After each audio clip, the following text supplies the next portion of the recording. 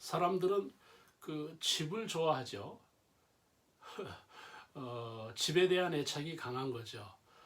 특히 그 대한민국은 그 이 면적이 좁기 때문에 집값이 비싼 거잖아요. 거기에 그 도시라고 하는 밀집 지역으로 몰리기 때문에 집값이 뭐 만만치 않죠. 근데 이 사람들은 그 왜 그렇게 이 집을 좋아할까? 어느 자매가 자기는 여행을 가면 호텔에서 잠을 못 잔대요.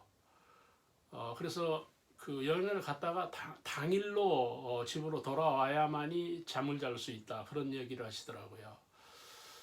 뭐 호텔에서 잠을 못 잔다? 그러면 자기 집은 더 좋은가? 뭐 잘 살고 있는 건가?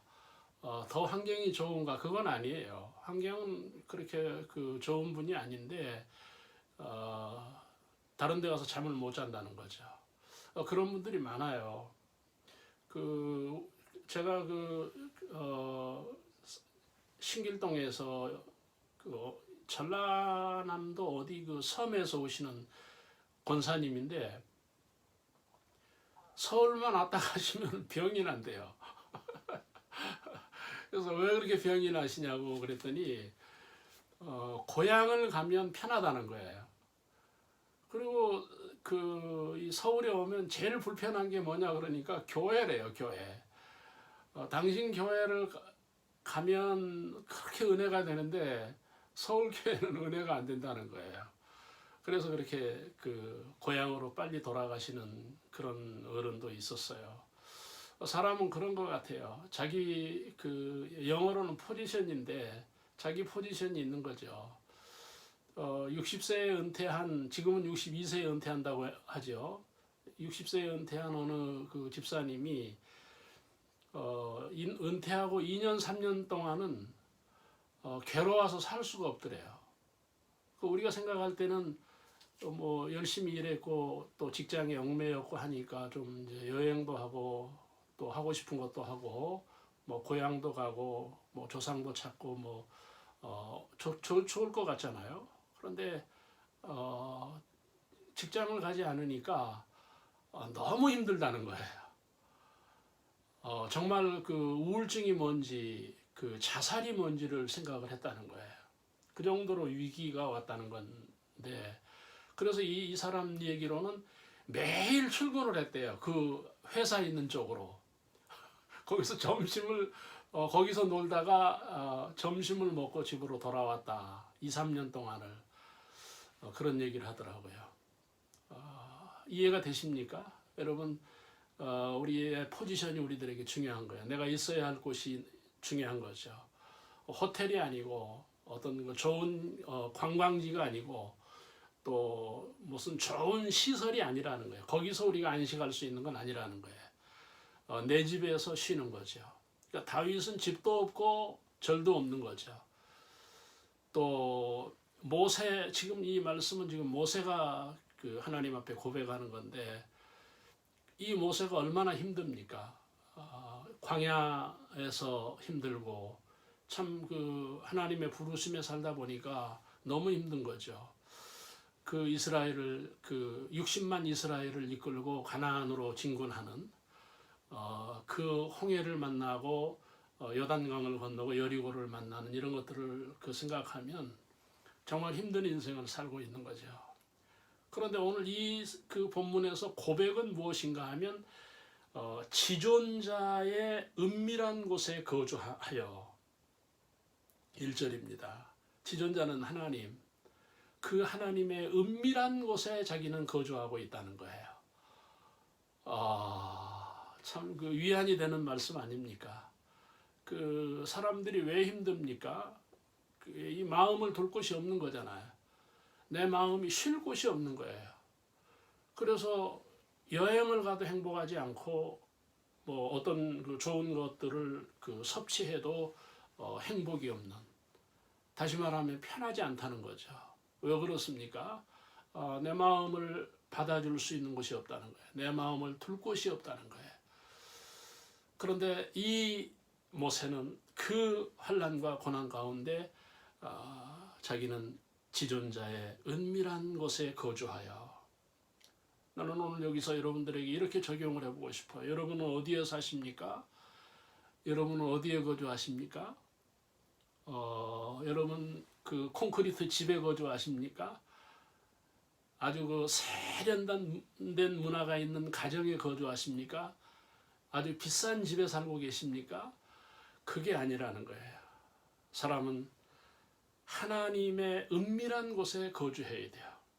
복잡한 세상이지만 여러 바람과 흉흉한 세상이지만 자기는 하나님의 은밀한 곳에 거주하고 있는 이 모세의 고백은 오늘 우리들에게 정말 필요한 것이죠.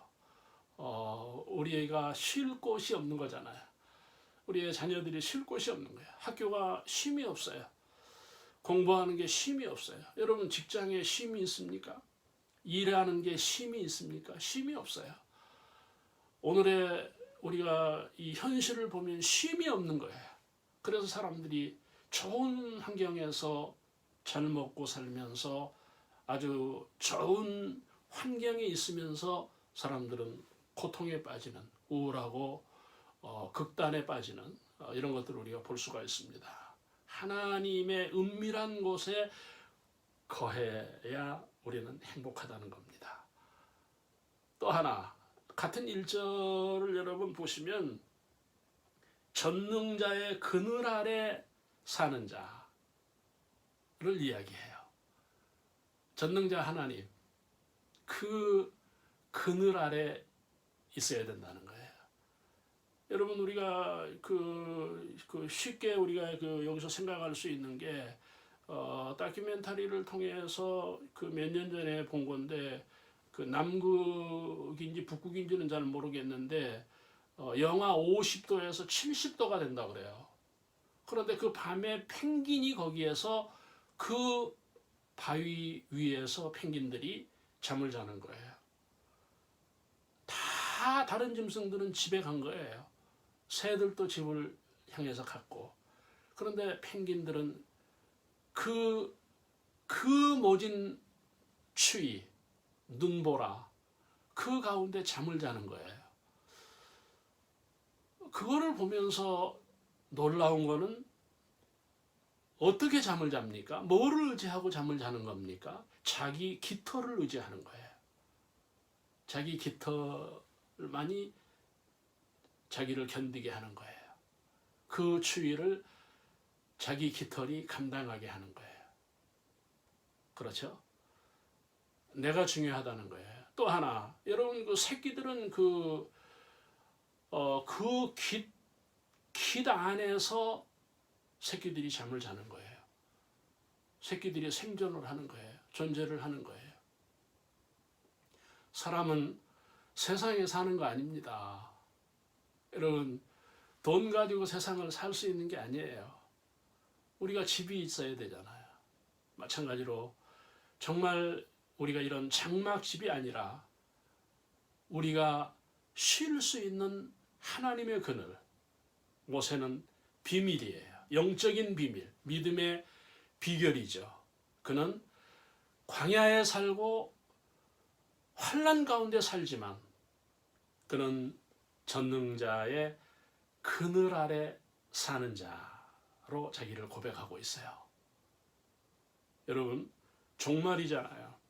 정말 환난 세상 아닙니까? 잘 사는데도 사람들은 괴롭고, 잘 살면서 사람들은 용기를 잃어가고 불행해지고, 잘 살면서 사람들은 죽어가는 게 현실 아닙니까? 여러분, 정말 우리의 마음을 들 곳이 하나님이라는 거예요. 우리가 보호받을 수 있는 것이 하나님이에요. 또 하나 이 본문 4절에서 보면은 그 날개 아래 피하리로다. 여러분, 모세가 광야에 60만 대군을 이끌고 나갈 때 아무것도 없잖아요. 무기가 있습니까? 뭐가 있습니까? 뒤에 애국 군대가 따라오잖아요. 아픈 홍해가 가로막는 거잖아요. 이런 상황에서 정말 길이 없는 상황에서 모세는 은혜 생활을 하고 있는 거예요. 소망을 보고 있는 거예요. 그게 무엇입니까?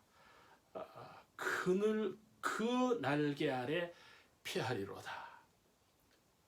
피난처, 오늘 이 본문에 보시면 피난처, 방패가 나오고 요새가 나오잖아요. 하나님은 자기의 피난처라는 거예요. 여러분, 이런 믿음이 오늘 우리들에게 필요하다는 것입니다.